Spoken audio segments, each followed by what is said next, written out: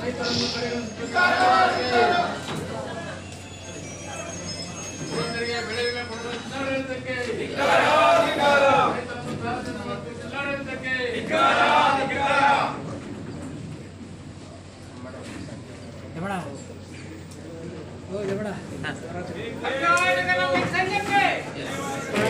ಚಳ್ಳಕೆರೆ ತಾಲೂಕಿಗೆ ಸಂಬಂಧಪಟ್ಟ ಕುಂದುಕೊರತೆಗಳ ಸಭೆಯನ್ನು ಆಯೋಜನೆ ಮಾಡಲಾಗಿದೆ.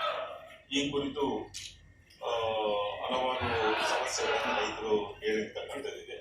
ಬೆಳೆ ವಿಮೆಗೆ ಸಂಬಂಧಪಟ್ಟ ಹಾಗೆ ಪ್ರಮುಖವಾಗಿ ಚರ್ಚೆ ಮಾಡಿರ್ತಕ್ಕಂಥದ್ದಿದೆ.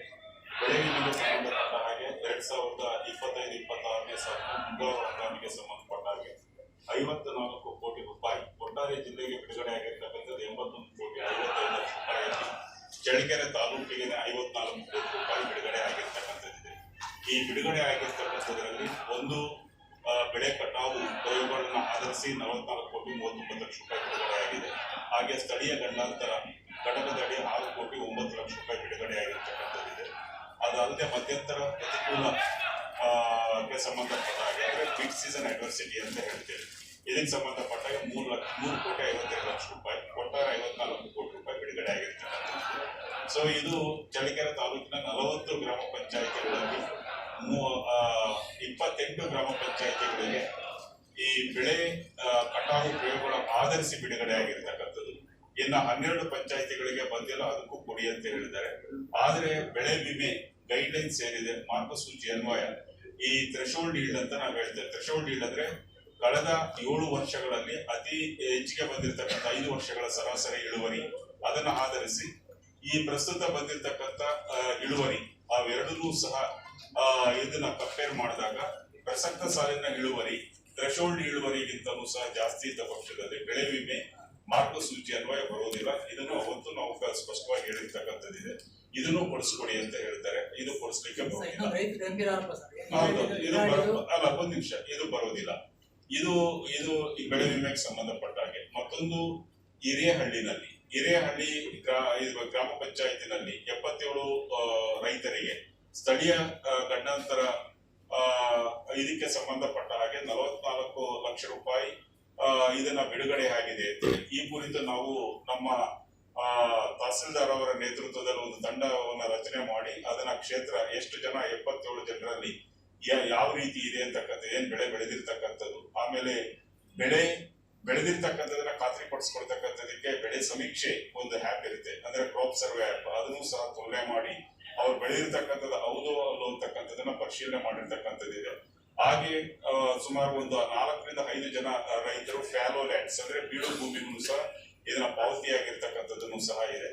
ಈ ಕುರಿತು ನಾವು ಸ್ಥಳ ಪರಿಶೀಲನೆ ಮಾಡಿ ಹಾಗೆ ಅವ್ರು ಏನೇ ಬಿಡುಗಡೆ ಮಾಡಬೇಕು ಅಂತ ಇದ್ರೂ ಸಹ ನಮ್ಮ ಇದನ್ನ ಜಂಟಿ ಸಮೀಕ್ಷೆ ಆಗ್ಬೇಕಾಗುತ್ತೆ. ಸಂಬಂಧಪಟ್ಟ ಕೃಷಿ, ಕಂದಾಯ, ತೋಟಗಾರಿಕಾ ಇಲಾಖಾಧಿಕಾರಿಗಳು ಅದ್ರ ಮೇಲೆ ಅವ್ರೇನ್ ಕೊಡ್ತಾರೆ, ನಾವು ಅವ್ರಿಗೆ ಈ ಹಿಂದೆನೂ ಸಹ ಇದೇ ತರ ಪಿ ಮಹದೇವಪುರದಲ್ಲಿ 2022-23ನೇ ಸಾಲಿಗೆ ಸಂಬಂಧಪಟ್ಟ ಹಾಗೆ ನಡೆದಿತ್ತು. ಅಲ್ಲಿನೂ ಸಹ 83,10,000 ರೂಪಾಯಿ ನಾವು ರಿಕವರಿಯನ್ನ ಮಾಡಿರ್ತಕ್ಕಂಥದ್ದಿದೆ. ಅದೇ ರೀತಿ ಇಲ್ಲಿನೂ ಸಹ ಕ್ರಮ ಜರುಗಿಸ್ತಕ್ಕಂಥ ಕೆಲಸವನ್ನ ನಾವು ಮಾಡ್ತೇವೆ. ಬೆಳೆ ವಿಮೆಗೆ ಸಂಬಂಧಪಟ್ಟ ಹಾಗೆ ಇದು ಒಂದು ಇದೆ.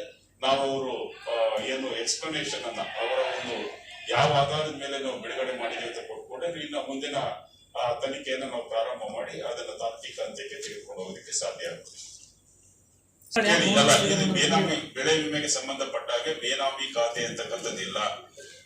ಇದು FID ಅಂತಕ್ಕಂಥದ್ದು ಯಾವುದು ಹಿಂದೆ ಇದನ್ನ ಲಾವಿ ಮಾಡ್ತಕ್ಕಂಥವ್ರು ಸಹ ಇದನ್ನ ಬೆಳೆ ವಿಮೆನಲ್ಲಿ ತೊಡಗಿಸ್ಕೊಳ್ಳಿ ಅಂತಕ್ಕಂಥದಕ್ಕೆ ಸರ್ಕಾರ ಒಂದು ಅವಕಾಶ ಕಲ್ಪಿಸ್ಕೊಟ್ಟಿತ್ತು. ಆ ಒಂದು ಇದನ್ನ ತೆಗೆದಿದೆ. ಅದನ್ನ ತೆಗೆದು FID ಹೋಲ್ಡರ್ ಅಂದ್ರೆ ಖಾತಾ ಹೋಲ್ಡರ್ ಯಾರ ಹೆಸರಲ್ಲಿ ಪಹಣಿ ಇರುತ್ತೆ ಪಹಣಿದಾರರನ್ನೇ ತುಂಬಬೇಕು. ಆ ಪಹಣಿದಾರರ ಏನು ಬ್ಯಾಂಕ್ ಅಕೌಂಟ್ ಮೂಲಕನೇ ತುಂಬಬೇಕಾಗುತ್ತೆ. ಅಂದ್ರೆ ಅದನ್ನ NPCI ಲಿಂಕ್ ಆಗಿರ್ತಕ್ಕಂಥ ಅಕೌಂಟ್ ಮೂಲಕನೇ ಮಾಡ್ಬೇಕಾಗಿರುತ್ತೆ. ಇಲ್ಲಿ ಬೇನಾಮಿ ಅಂತಕ್ಕಂಥ ಪ್ರಶ್ನೆನೇ ಬರೋದಿಲ್ಲ. ಇದು ಪಾರದರ್ಶಕವಾಗಿರುತ್ತೆ.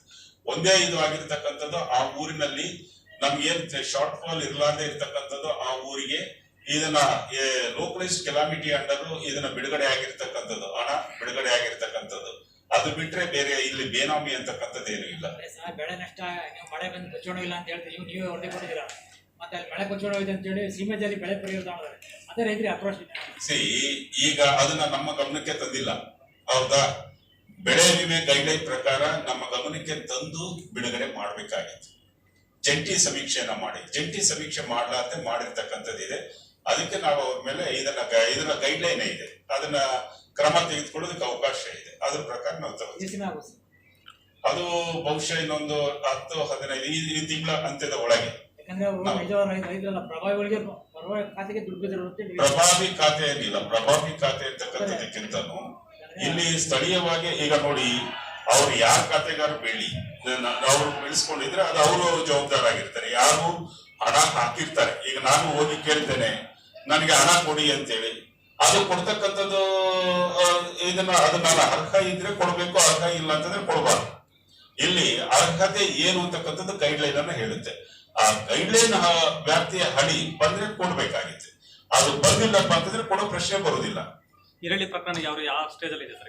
ಹಿರೇಹಳ್ಳಿದು ಈಗ ನಾವು ಕ್ಷೇತ್ರ ಭೇಟಿಯನ್ನ ಮಾಡಿದ್ದೀವಿ. ನಾವು ಇನ್ಸೂರೆನ್ಸ್ ಕಂಪನಿಗೆ ನೋಟಿಸ್ ಅನ್ನ ಕೊಟ್ಟಿದ್ದೀವಿ. ಅವರು ಯಾವ ಆಧಾರದ ಮೇಲೆ ಕೊಟ್ಟಿದ್ದೀರಾ ಅಂತಕ್ಕಂಥ, ಯಾಕಂದ್ರೆ ನಮ್ಗೆ ಒಂದು 3-4 ನ್ಯೂನತೆಗಳು ಇದೆ. ಯಾಕೆಂತಂದ್ರೆ ಅಲ್ಲಿ ಫ್ಯಾಲೋ ಲ್ಯಾಂಡ್ಗೆ ಒಂದು 4-5 ಜನಕ್ಕೆ ಕೊಟ್ಟಿರ್ತಕ್ಕಂಥದ್ದು.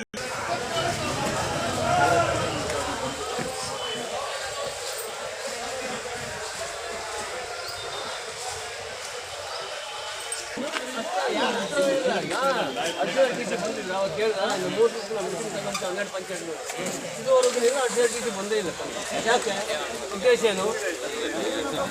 ಇಲ್ಲ ಬಂದಿಲ್ಲ. ಯಾರು ತಹಸೀಲ್ದಾರರು ಅವರೇ